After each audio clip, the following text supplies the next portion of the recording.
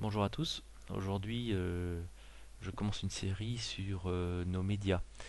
Et pour débuter, je vais vous parler du groupe TF1. Groupe TF1 qui est un des groupes audiovisuels le plus important d'Europe. Le groupe TF1, ce n'est pas seulement la chaîne TF1, c'est aussi toute une série de chaînes. Donc, on peut trouver la liste facilement sur Internet. Euh, je pourrais vous en citer quelques-unes quand même pour le plaisir. Donc, c'est TMC, c'est NT1, c'est les chaînes Eurosport, c'est TF6, c'est la chaîne Histoire, etc. Le groupe TF1, c'est aussi toutes les sociétés de production, bon, TF1 Film Production, TF1 Production, TF1 Entreprise, TF1 Musique, etc. C'est le site internet WattTV qui est un site d'échange vidéo, un peu comme Dailymotion ou YouTube. C'est aussi le journal gratuit Métro, journal que tout le monde lit dans les transports en commun le matin. La personne qui est à la tête de ce groupe, c'est Monsieur Nance Paulini. Nance Paulini, il a été nommé à la tête du groupe TF1 le 31 juillet 2008. Ce qui est rigolo de noter, c'est qu'il a été d'abord décoré de la Légion d'honneur par Sarkozy en juillet 2007, soit 2 mois après l'élection de Nicolas Sarkozy. Donc 2 mois après l'élection, la Légion d'honneur, et un an après, parachuté à la tête du groupe TF1. Si on se rend sur le site internet du groupe TF1, on a pratiquement toutes les informations, à part quelques-unes. On a notamment les informations sur les résultats financiers du groupe. Donc par exemple, pour l'année 2010, les recettes publicité de l'antenne TF1 ont rapporté 1549,8 millions d'euros. Et par exemple, les recettes publicité des autres chaînes, toutes les autres activités ont rapporté 1072,6 millions d'euros. Autrement dit, c'est la chaîne TF1 qui rapporte le plus d'argent au groupe TF1. Sur le site, on a également accès, par exemple, au conseil d'administration. Donc tous ces liens là, je les mettrai sous ma vidéo, il n'y a pas de problème.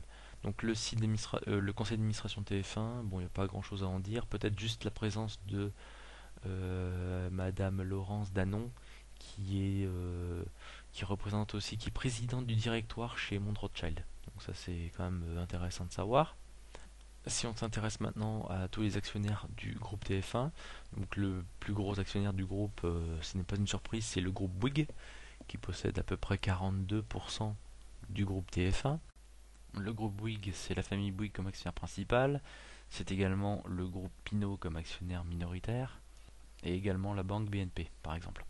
C'est également intéressant de noter les liens entre Bouygues et Nicolas Sarkozy, puisque Nicolas Sarkozy a été l'avocat d'affaires de Bouygues lors de la privatisation de TF1 en 1987.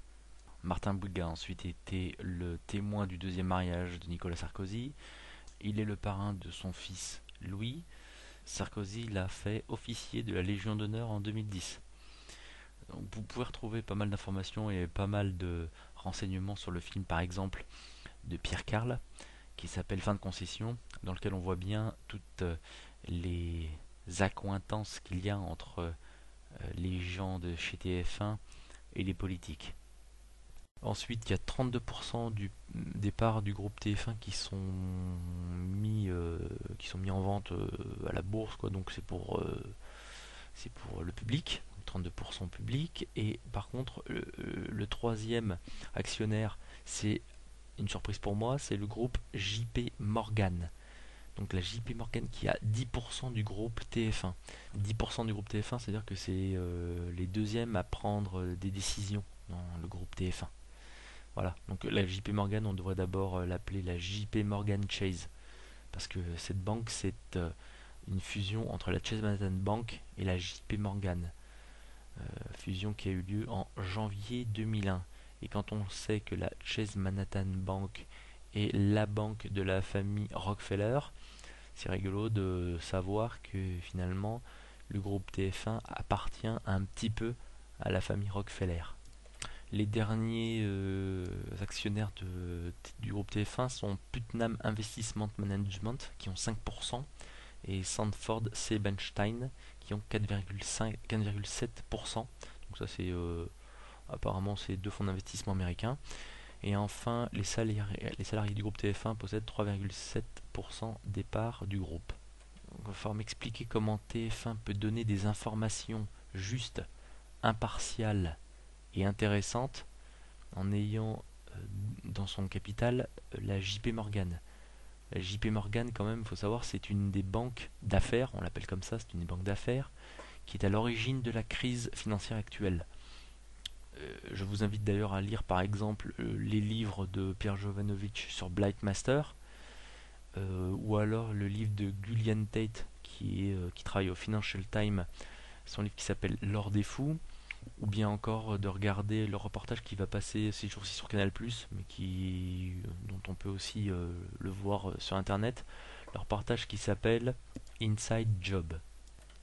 Comment les 6,4 millions de fidèles au journal de TF1 de 13h et comment les 6,3 millions de fidèles au journal de TF1 le 20h, ceci étant une moyenne, peuvent-ils avoir des informations fiables et précises sur la crise économique qui secoue aujourd'hui notre pays, sur cette chaîne, dont l'actionnaire principal est Bouygues, qui a des affinités, plus que des affinités avec le pouvoir, qui a comme deuxième actionnaire la JP Morgan, qui a une grosse responsabilité dans la crise, qui a dans son conseil d'administration une personne de chez Rothschild, et qui passe en boucle des publicités avec les grandes entreprises.